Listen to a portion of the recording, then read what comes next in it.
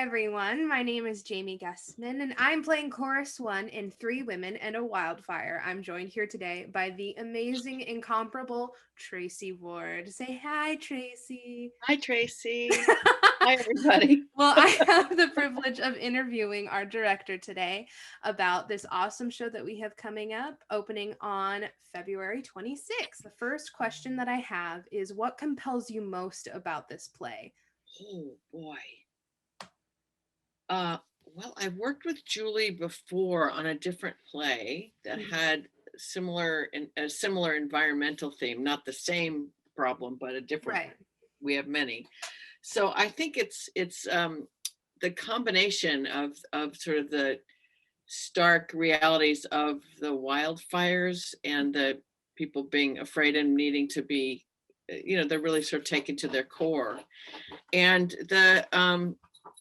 that sort of floating into the appearance in some ways of a savior for this family, and how they all deal with it. The savior in the sense of Richard and the church, and a new kind of lifestyle. So I'm really interested in how she sort of parallelized those and then mixes them together. Another question is, what has been the biggest challenge directing a show over Zoom?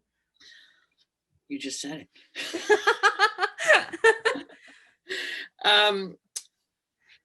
I've done a couple of other Zoom presentations, so it's not like it's completely new, but it's the other work that I've done has been less realism. So in some weird ways, Zoom sort of lends itself to sort of surrealism, or, I did a Greek myth before. So that was, no one has a refrigerator, right? So it's, or, comes in a door and leaves out the same door, anything like that. So it's been really challenging in that way to sort of represent, to figure out, and I'm always doing this, as you know, at night when I'm rehearsing, I'm like, what can I see? Because we need certain representations of reality. Right. If there's a table, you put some, you're making cookies, and so you have to put something in that. Even though we don't see it the whole time, we kind of need the thing. So it's been sort of trying to determine what's needed by the audience to tell the story. Right. Yeah. That's definitely. And then for the actors, what do they need? That's my main focus always is, it must be so difficult to not be face to face with somebody, or in the same room, or know. Yeah.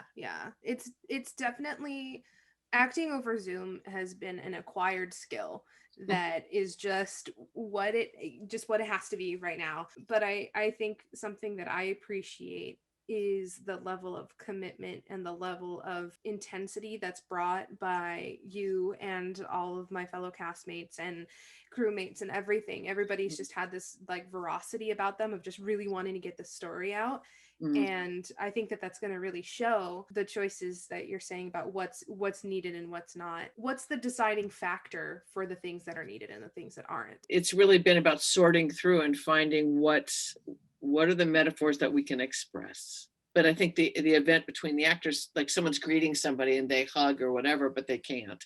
So, and there's a remark about it. So they can make that happen, right? You can, what are you doing? What are you doing? You can act it out as opposed to something that would be a hug. Yes. So it's just finding those translations and what's telling the story. What's the most important story to be told? And sometimes the story is easily told with the actors, and sometimes you have to find a way, and sometimes it's not the most important thing and you can let it go a little bit. To contrast that question is, in what ways has Zoom enhanced the performance? Oh, wow. Well, I've always been a theater director, and it's ironically the class that I mostly teach is directing actors for film. So I'm interested in actors' performances on film, because there's so much you get from just the face, right? Just the eye movement, just the looking. So I think that's a great opportunity on Zoom to see the audience, doesn't get the big set and the people in the room, but it does get this, which is really compelling. And especially in a play like this, it's super compelling because this is a play full of secrets, right? And people are keeping a lot of secrets. Yeah. And you can see that on someone's face close. Totally. Like the amount of subtext in this show, Like Mm, there's only one word, but that one word means a million things, right? sure, And absolutely. I totally agree with you that Zoom enhances that Yeah. performance of just being able to really like see the intricacy and the subtext on somebody's face. That's a really, I didn't think about that. That's really good. Describe the show in 3 words. Fear, choices, devastation.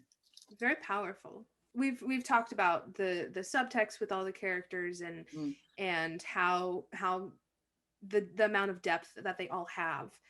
If you were given a chance to perform in this show as an actor, not as a director, as an actor, Oh my God, who would you want to play? that's a It scary could be anybody. prospect. Anybody.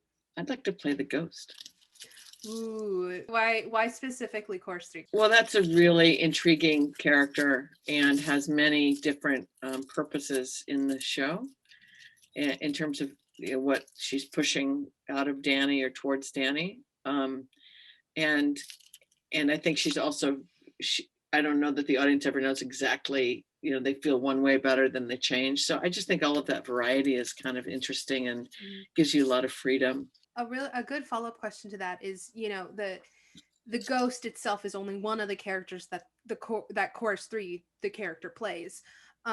Why do you think that Julie wrote it as not the ghost as a singular character, but actually a chorus member that plays multiple parts? I mean, often a chorus has obviously in Greek or other plays that have chorus in them, they're roles that almost in some ways are the machine of the play. Mm, Like they make the play function in a heightened way right. that you wouldn't get, right? So what I'm interested in about a chorus member is the ability to shift and inhabit so many different worlds, and it's sort of the key for the audience in a way, right? It's also an escape for the audience. They're the bridge between those worlds. Yeah, and the clash between the worlds too. Yeah, Yeah, what do you think that people should know about the show before they come and see it? there are some really difficult topics. You could say there could be some trigger warnings in it, but it is also a force in the play that, given the circumstances of this particular family in this particular situation, is those issues are quite common. I think Julie found really interesting way to talk about it, not through the real characters, but through the ghost and the ghost's pursuit, so that it takes it out of bad person, good person, and more into the things that haunt us. What's the cost of ignoring things? In the domestic situation, there's a big thing that they're ignoring, or that's, always with them until it's not. And then in the environmental situation, there's a huge cost and there's a huge thing that we're all ignoring. We're all culpable in that. It's a force that you can't really do anything about, which I think denial is a real force in this play as well. Why do you think people need this show right now in their lives?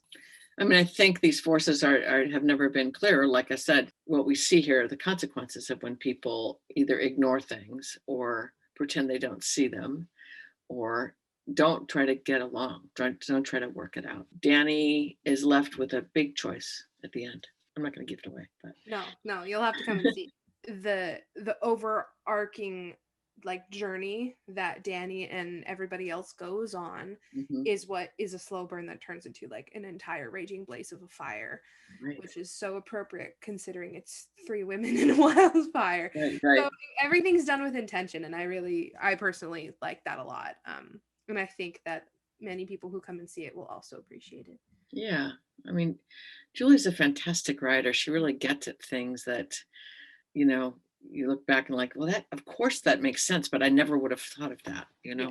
like the environmental with the personal, like and that's makes it all so deep and so meaningful. Thank you so much Yes. for coming to this interview and letting me hear what you have to say. I really enjoyed it.